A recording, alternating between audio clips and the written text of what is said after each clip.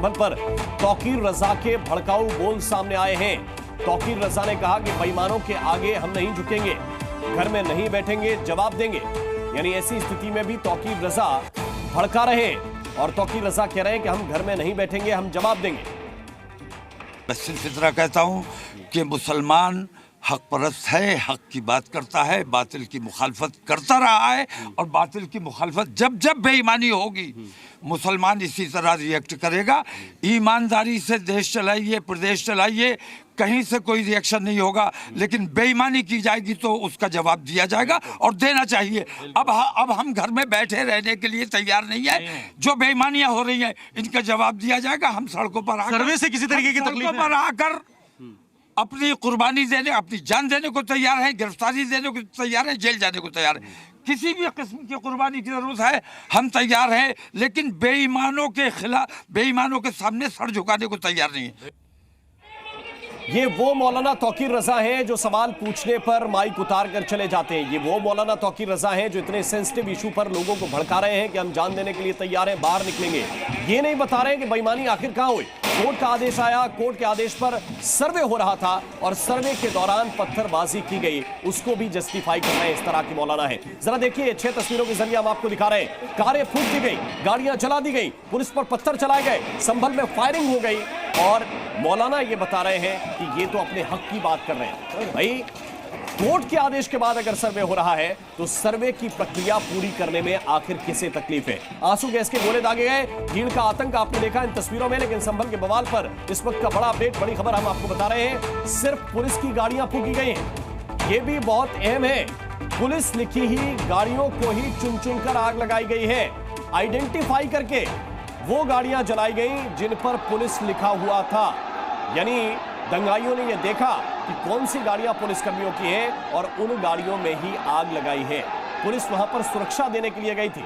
Police का तो कोई रोल भी नहीं था इस पूरे सिस्टम में।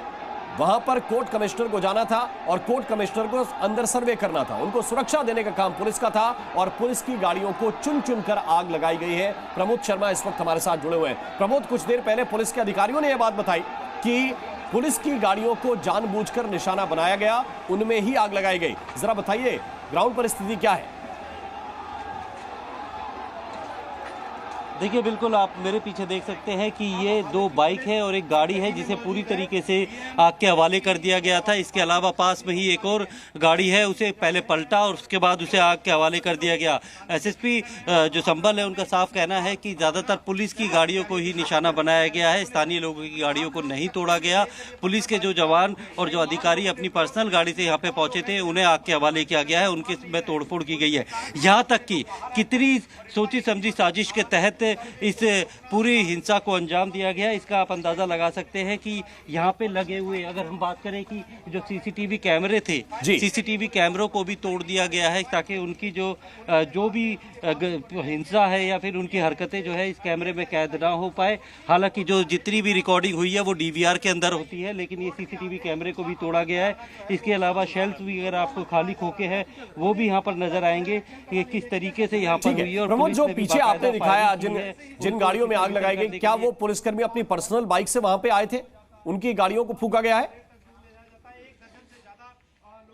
जी बिल्कुल, जो एसएसपी के बिश्नोई है उनका साफ कहना है कि पुलिसकर्मी काफ़ी जो है वो अपनी सरकारी गाड़ी की बजाय जैसे ही हालात यहाँ पर बेकाबू हुए वो अपनी पर्सनल गाड़ी से मौके पर पहुँचे हैं और उनकी गाड़ी को जो है वो आग के हवाले किया गया है। उनमें तोड़फोड़ की गई है। कई ऐसे 2 व्हीलर थे जिससे कि पुलिसकर्मी यहाँ पर पहुँचे थे और उनको आइडेंटिफाई करने के बाद उनमें आग लगाई गई है। कई सारी गाड़ियाँ जो यहाँ पर पहले से ही खड़ी थी उनके सिर्फ शीशे तोड़े गए, यहाँ पर उनके अंदर आग नहीं लगाई गई।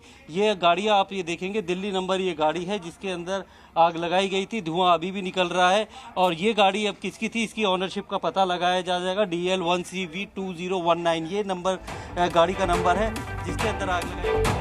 बिल्कुल, और बड़ा अपडेट जो अभी प्रमोद की ग्राउंड रिपोर्ट में हमने देखा, दंगाइयों ने कई सीसीटीवी कैमरे भी तोड़े और सीसीटीवी फुटेज जो है वो अहम होता है ऐसे मामलों में, लेकिन सीसीटीवी कैमरों को भी निशाना बनाया गया है। प्रमोद शर्मा हमारे सहयोगी लगातार ग्राउंड पर हैं। प्रमोद, जरा बताइए क्योंकि सीसीटीवी भी टूटा हुआ नजर आया और इनको भी जानबूझकर निशाना बनाया गया क्या?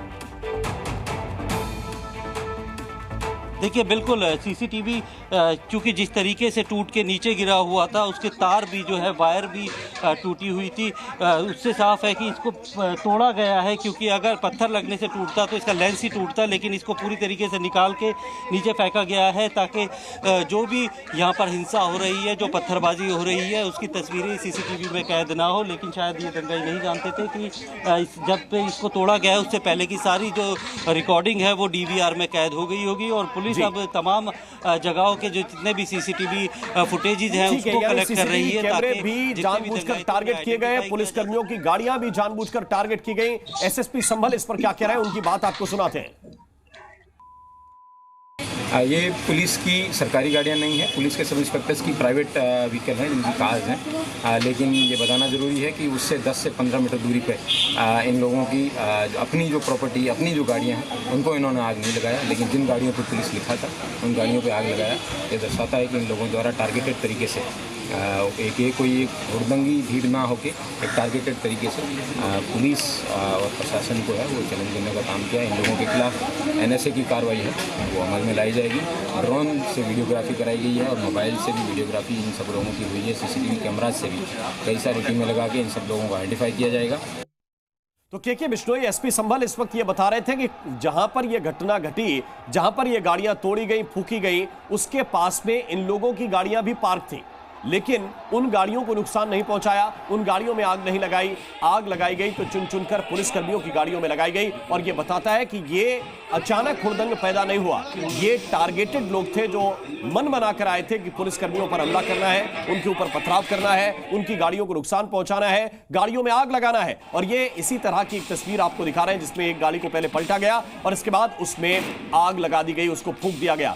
हुआ क्या है जरा इसको सिलसिलेवार समझ लीजिए। मस्जिद का सर्वे होना था, सर्वे करने के लिए टीम गई, पहले से तैयार थे कुछ हम वहां पर उपद्रवी, उन्होंने फायरिंग करना, माफ कीजिएगा, पहले पथराव करना शुरू किया, बाद में फायरिंग भी की और फिर स्थितियां किस तरह की बनी कि जवाब में पुलिस को भी फायरिंग करनी पड़ी। और ये देखिए 6 तस्वीरों के जरिए हम आपको दिखा रहे हैं, कारें फूकी गई, गाड़ियां जलाई गई, पुलिस पर पत्थर फेंके गए। संभल में इसके बाद हुई है फायरिंग, आंसू गैस के गोले भी दागे गए और भीड़ का आतंक अब सबूतों के रूप में सड़कों पर पड़ा हुआ है। जहां भी आप देखेंगे बड़े बड़े पत्थर नजर आ रहे हैं।